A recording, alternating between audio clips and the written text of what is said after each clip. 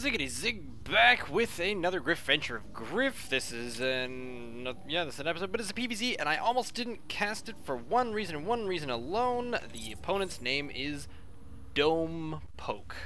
Yes, it's DomePoke. So, something about that I sort of have to think. You don't get recognition for that, but this time they do get recognition for that because Griff is playing DomePoke in a game simply titled Scouting Does Work, or something like that. It's up in the title, so you can tell me how wrong I am. So there's Griff doing some fun boxing, and he's moving all his units back and forth. Get ready to put up a 9 pylon. Doesn't look like all that much is going on up here in DomePoke land. It's a theme park opening just this May. Go on over to DomePoke land. You can. No, I'm not even going to start. So, Griff decides to go for the pylon up at the top of the ramp. I should really show him some more of my FFEs, because up here in the new meta of especially end of 2012 and 2013 seasons, the different seasons, the FFE really works against things like that, because most of the time you're waiting for a 14 hatch on their way. I do not even see, no, there's no sign of a spawning pool just yet, so we'll find out whether or not we're going to have a 14 hatch or something like maybe a 16 pool. Let's see. Ooh, extractor. And no, that's just a follow.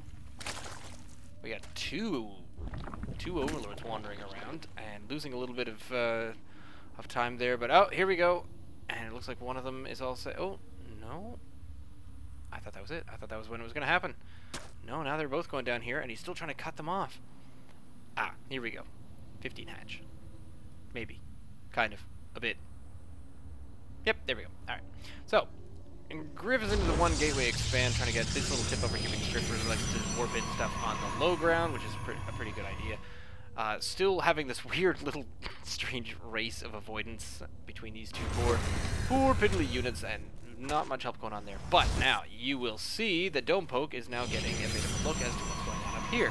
Not finding a way through there, has to go all the way around the Cybernetic Score, because Griff's wall is usually slightly better than mine, but at this point, sometimes you can get a Zealot boosted out up at the top, but to do that, you usually need not make that pylon. Oh, and there's a gas steal, but if you don't make that pylon, and then you kind of get supply blocked and you can't get out quite as many units. So you do get the wall off, but what you lose out there is on some mining time. So if you look at the income right now, Griff is actually a little bit ahead, just because his supply and army supply is actually a little bit higher up than DomePoke, but the EPM is just slightly behind. But the APM is going absolutely mad crazy, mostly because DomePoke likes to flick a whole lot of buttons.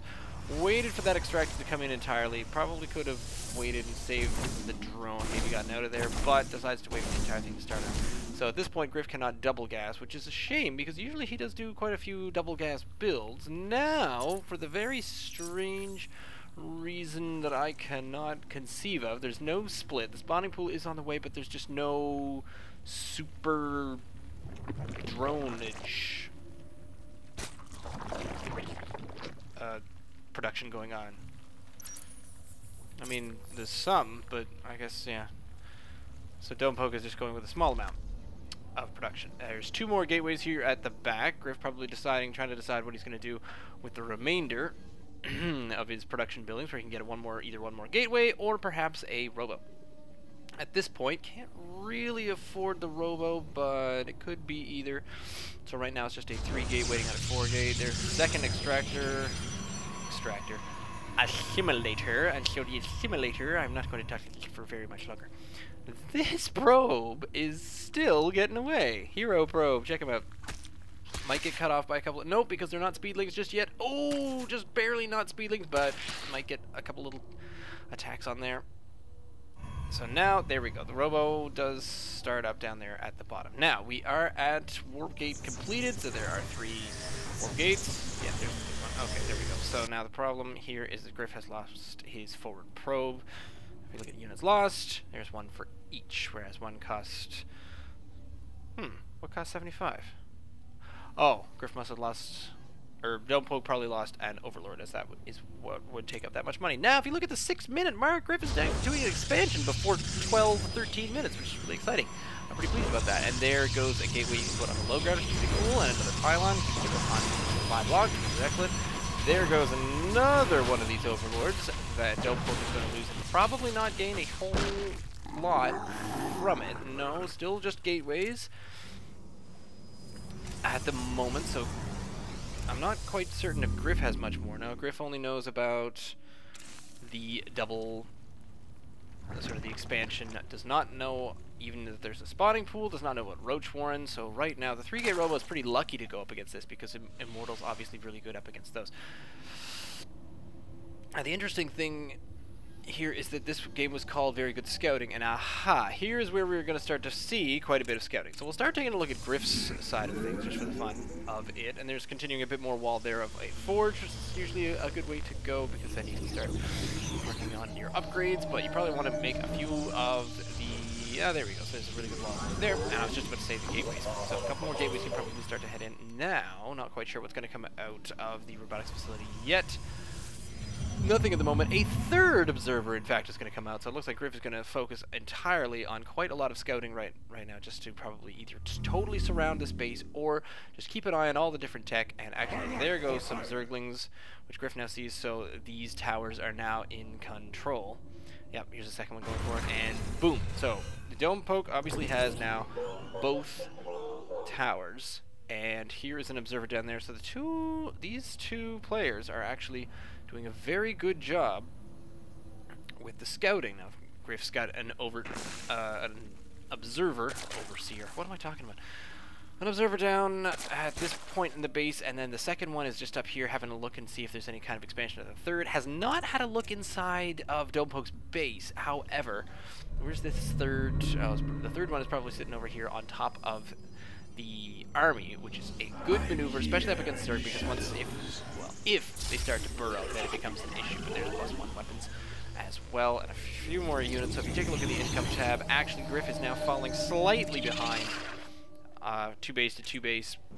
This observer, you got one stagnant observer, one checking observer, so just sort of keeping an eye on different things. There's mostly just overlords over here. Man, if you got a couple Phoenix, oh, if this was a Phoenix game, these would be so dead. If ifs and whens, wait, if ifs and buts were candy and nuts, we'd all be in the trail mix or something. I don't even know what that is. I didn't hear a lot of cliches when I was growing up, so I don't know that. Whenever people talk about cliches and say things like that, there are people in this world who say things that just come off the top of their heads all the time, and they basically talk constantly in almost kind of a metaphor speak, and I've never fully understood it. Griff now seems to be kind of supply blocked at 68, which is not good because he's actually quite a bit behind in army supply, because it probably looks like there's going to be there it is, Hydralisks and Roaches. However, if you hop over here, you can see that, oh, there's an Overseer Cocoon. Probably want to get out of there with the Observer. Not good, not good, not good. Because, yep, so that... Mutation. No, the Overseer moves over in that direction, so that's cool. So Griff does not see what type of army is coming up close to him at the moment. Didn't these used to make noises? No? When you highlight them? Nothing? I don't get a thing? Come on. Well, you used to. Maybe not in a replay. Probably not. Because if I click on anything along here... Oh, there's an Overlord over there. So now, Griff's having a quick peek and he sees... Aha! There we go. Now, Hydralisks. He sees Hydralisks. Excellent. So, what do we start working on? We've got actually Colossus doing rather well. Here comes the Overseer to have a look and see where this Observer is. But at the same time, Griff is still a little bit behind in army supply, and quite a bit, actually, moving ahead in worker supply, so that's kind of back out on top. Griff doing alright there. Army supply is a bit of a different game. Now, the other thing there is that this would be plus... Oh, no, it's armor +1 because there's obviously no Twilight Council at the moment. Now, there's no flying coming in the back here. Griff getting a second Colossus on the way. So here comes the army, and it's kind of lowered down. However, DomePoke is currently capped out at 124, so probably won't be doing anything until DomePoke can get a few more Overlords out. But meantime, here comes the main fist of the army, and I don't think Griff sees much of this happening. No. So here's a long line on their way down here. It'd probably be good to have some sort of vision over here, but at the moment, Griff's got it, or DomePoke has decent vision over most of the different sides. So it looks like DomePoke's going to come up this southern ramp here. And here on Cloud Kingdom, this is kind of, sometimes it's a good and sometimes it's a bad entry into the base where you are kind of really choking yourself off. And especially if you're Zerg, this is not the best way to do things, because look at this matchup here where you're getting funneled through. And basically, Griff just needs to put in a couple of these force fields and then sit behind them. Loses a couple of units there, but DomePoke definitely lost a few more, even though they were just encirclings, but that is quite enough to do things about it. Here comes a very, very slow moving queen. Can't quite understand what's going on there. Maybe a creep tumor or a inject? Are you just accidentally in the... No, because DomePoke isn't using hotkeys. Only has 2. Griff, however, has this entire army on hotkey 1, which is awesome. You like to see that? Yeah. I can see that as a hotkey mistake, but it's outside of that, I can't see it as anything else. So DomePoke finally deciding there's a few more overlords on the way there. Griff now getting charged, as you can see up there, and another photon cannon. So just sort of covering your bases. But the Twilight Council now should allow for Griff to actually start getting a few more upgrades, but there we go. So Griff's down on a bit of gas at the moment, most probably because of the Colossus production. I'm going to stop saying all the time. He's evened out the army values entirely, so you probably want to see a bit of a split down the middle here. There's a couple of Guardian Shields and a bunch more force fields. These Colossus and the rest of these units are just going to mop this up for breakfast. It's just going to be terrible.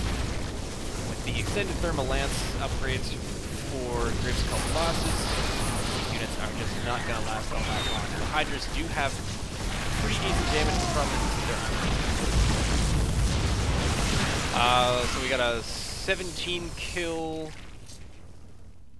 Colossus in the middle, 18 kill on the other side there. Here come these two. What do you got? You only got 1 and 1. So now moving up.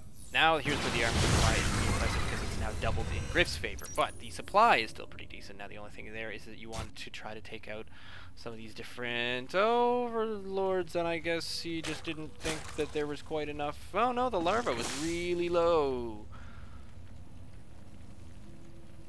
The DomePoke seems to be done. And Griff comes around the corner, just sort of seeing where he was going. So this is another thing that he scouts.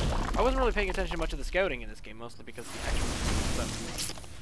But Griff manages to come in here, and especially so had he gone mute, as this would have been a bit of a different story. But the Hydralisk maneuver was kind of strange. There's a few more units. I don't think. Oh yeah, he's got one entry left sitting down here in the back. And here's a few more units that Griff is beaming in here with the at the slightly middle. And then DomePoke does finally leave. So there it was. DomePoke finally also getting the Carapace level 2. Griff finishing on weapons 1. And yep, so didn't even have weapons 1. DomePoke apparently just going for armor, which is kind of odd. Taking a final look at the EPM, there's Griff coming in at 44. DomePoke at 42. Wasting quite a lot of clicks where Griff is only about 10 above, which is what I usually like to see, because that makes me feel better about my gameplay as well. The worker supply was pretty impressive, and the income was excellent. Griff's macro was pretty sweet just there. Decent saturation on both bases. Probably could have expanded a little bit somewhere in the realm of that, but definitely was getting just enough gas towards the end of the game. GG. Leave me a comment down below, send me an email, ziggitysig@gmail.com. You can follow me on Twitter, @ZiggyStarCraft. If you want to see more of myself and that guy Griff messing around in StarCraft and some other games, you can check out our other YouTube channel, which is youtube.com/limenotlemon.